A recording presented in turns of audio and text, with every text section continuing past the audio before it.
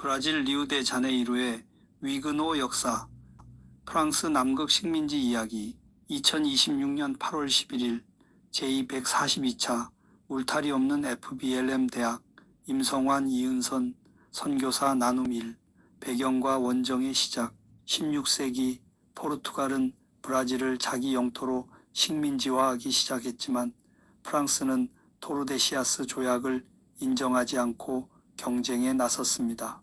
1554년 말 프랑스 앙리 2세가 비밀 원정에 1만 리브르를 지원, 가스파르드 콜리니가 주관하고 니콜라 뒤랑드 빌레간 용이 지휘를 맡았습니다. 1555년 11월 15일 원정대가 리우 과나바라만의 상륙, 섬에 콜리니 요새를 건설하고 프랑스 남극 식민지를 세웠습니다.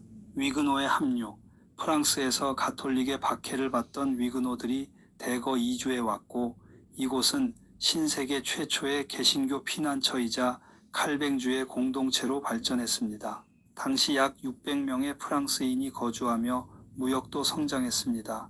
이 내부 종교 갈등과 과나바라, 신앙 고백, 빌레간 용은 장 칼뱅에게 목사를 요청해 위그노를 맞아들였으나 교리와 권력 문제로 심각한 갈등이 생겼습니다. 1557년 3월 21일 섬에서 신세계 개신교 첫 성찬식이 열렸으나 성찰에 관한 교리 차이로 갈등이 폭발했습니다.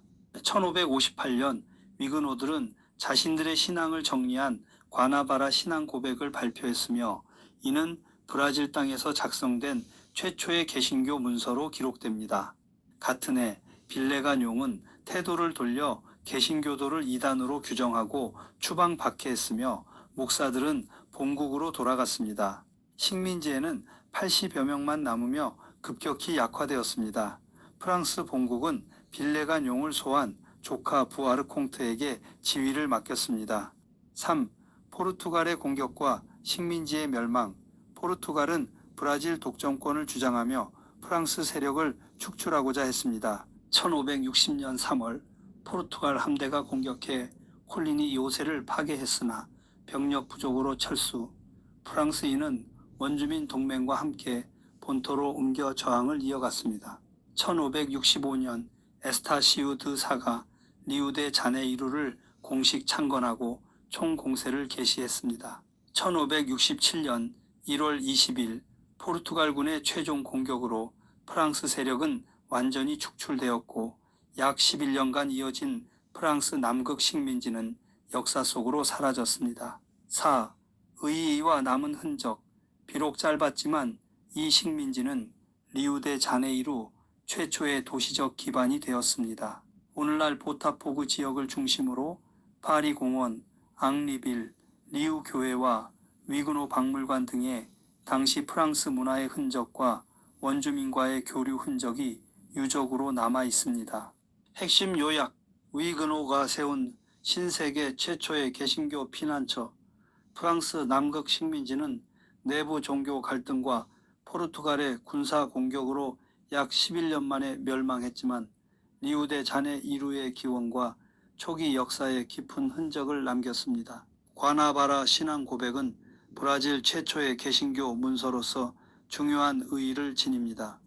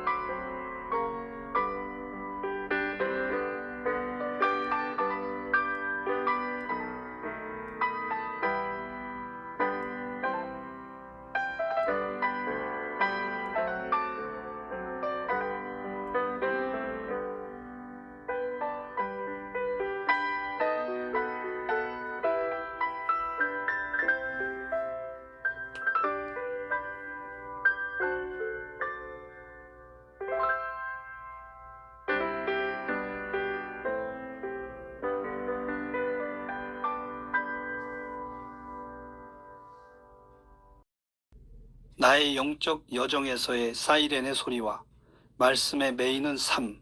지금 나를 유혹하는 가장 큰 사이렌의 소리. 첫째는 인정과 성공에 대한 집착입니다. 잘해야 한다. 남들보다 앞서야 한다. 존경받는 사람이 되어야 한다는 소리가 달콤하게 들려옵니다. 능력과 성과로 자신의 가치를 증명하려 하고 사람들의 시선에 마음이 흔들리며 때로는 진리보다 세상의 기준에 맞춰 살고 싶은 유혹입니다. 둘째는 편안함과 즉각적인 만족을 쫓는 마음입니다.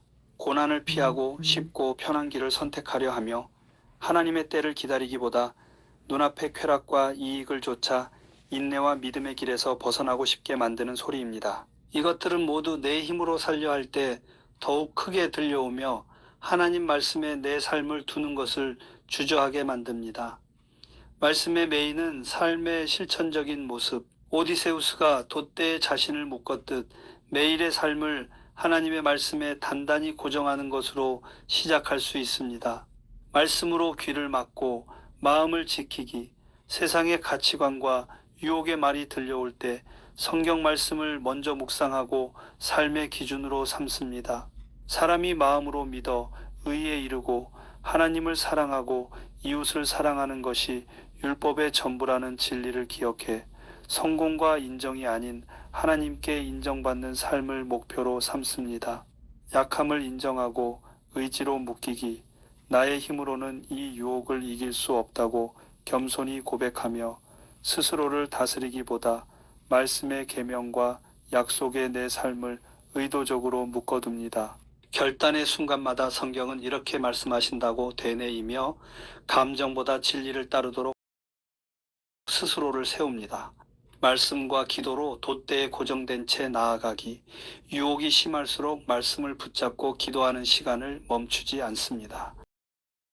내가 하나님의 말씀으로 내 길을 정하여 세상의 소리에 흔들리지 않고 하나님의 인도하심을 따라 걸어갑니다. 마무리. 결국 세속적인 사이렌의 소리는 내가 스스로 이룰 수 있다.